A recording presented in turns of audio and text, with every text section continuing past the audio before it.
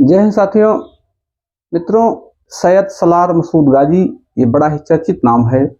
ये नाम मित्रों सूफी संतों के साथ शामिल किया जाता है।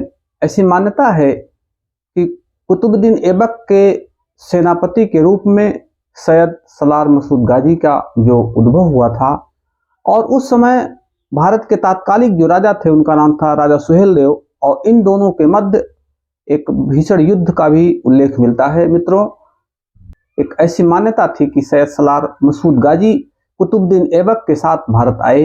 एक सेनापति के रूप में भारत में इनका प्रवेश हुआ और भारत के तात्कालिक राजाओं के साथ इनका भीषण युद्ध भी हुआ। एक ऐसी मान्यता है कि राजा सुहेलदेव से भी इनका एक युद्ध हुआ था, और एक हिंदू पक्षों का मानना है कि सैयद सलार मसूद गाजी एक आक्रांता थे, और वही मुस्लिम पक्ष इन्हें एक सूफी संत के रूप में पूजते हैं।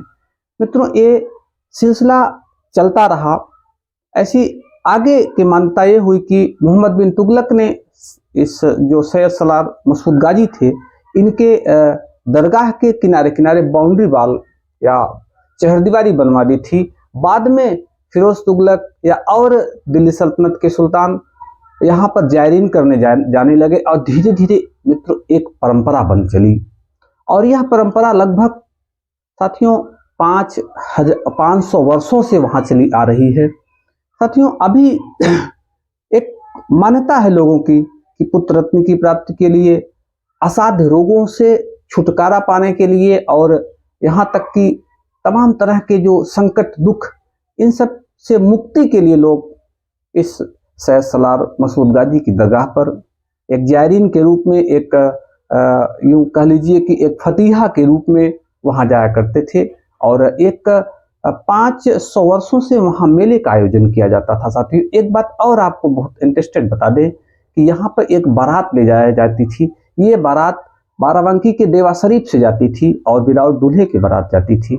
यद्यपि एक जलसा होता था, यूं कहने का मतलब एक बहुत बड़ी प्रक्रिया होती थी, और इसमें ऐसा नहीं था कि केवल मुसलमान ही शामिल हुआ करते थे। मित्रों, इसमें मुसलमान और हिंदू दोनों कंधे से कंधा मिलाकर इस आयोजन में शामिल हुआ करते थे। अभी पिछले के कुछ आतंकवादी घटनाओं को देखते हुए, या यूं कह लीजिए कुछ सांप्रदायिक हिंसा को देखते हुए, योगी सरकार ने इस मेले पर रोक लगा दी। मित्रों, और यही नहीं, दोनों पक्षों, मेला के आयोजन पक्ष और सरकार का पक्ष, दोनों पक्ष हाईकोर्ट भी पहुंच गए।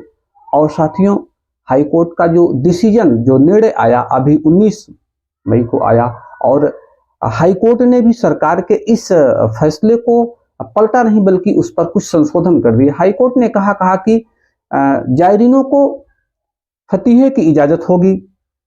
मित्रों, और जो बहराइच का जेठ मेला है, मेला नहीं लगेगा, बल्कि ये मेले पर जो रोक है ये बरकरार रहेगी, लेकिन पूजा जिस अगर हिंदू जा रहा है तो हिंदू विधि से, मुस्लिम जा रहा है तो मुस्लिम विधि से, यानी जायरीनों को पूजा करने की इजाजत है। और साथ साथ एक चीज और ध्यान देने की बात है मित्रों, ये कहीं ना कहीं से एक आयोजन से एक बहुत बड़ा नुकसान अर्थव्यवस्था को हो रहा है। एक जो अगल बगल की इकोनॉमिक है रनअप पे आ जाती, इस पर मित्रों नुकसान हुआ है। और साथ साथ एक चीज और आपको बताना चाहेंगे, सरकार की नजरिया, सरकार देखिए, क्या सरकार को चाहिए कि आयोजन को संपन्न करवाना चाहे। इसमें एक मामला ये भी होता है आतंकवादियों का, उग्रवादियों का, या ये जो बिगड़े तत्व हैं, इनका क्या, ये तो आए दिन बाधा उत्पन्न करते ही रहेंगे, लेकिन सरकार को इस पर विचलित नहीं होना चाहिए। अभी आप देखे होंगे कि माघ मेले का आयोजन हुआ, और माघ मेले को उड़ाने की धमकी आतंकवादियों द्वारा दी गई। क्या सरकार ने माघ मेले पर रोक लगाई? ऐसा नहीं किया मित्रों, सरकार ने मेले का आयोजन करवाया, हाँ सिक्योरिटी बढ़ा दी। वैसे अगर यहाँ ऐसा कोई मामला था तो सरकार को चाहिए था कि सरकार मेले का आयोजन करती, लेकिन सरकार इसके साथ साथ उसको चाहिए था कि मेलों का आयोजन करवा के उस पर कड़ी निगरानी रखती, और तो इस तरह से जो उपद्रवी तत्व हैं उनकी धरपकड़ की जाती, उनकी पहचान की जाती। तो ठीक है, ये सरकार की व्यवस्था है। लेकिन हाँ, आपको बताना चाहेंगे कि जो सरकार की अभी हाईकोर्ट का जो लखनऊ बेंच, इलाहाबाद हाईकोर्ट की लखनऊ बेंच ने जो आदेश दिया, यह दिया मेले पर रोक बरकरार रहेगी। हाँ, पूजा अर्चना के लिए जायरीनों को छूट होगी, वो जा सकेंगे, अपनी चादर चढ़ा सकेंगे, पूजा अर्चना कर सकेंगे, अपने स्तर से अपना पाठ कर सकेंगे।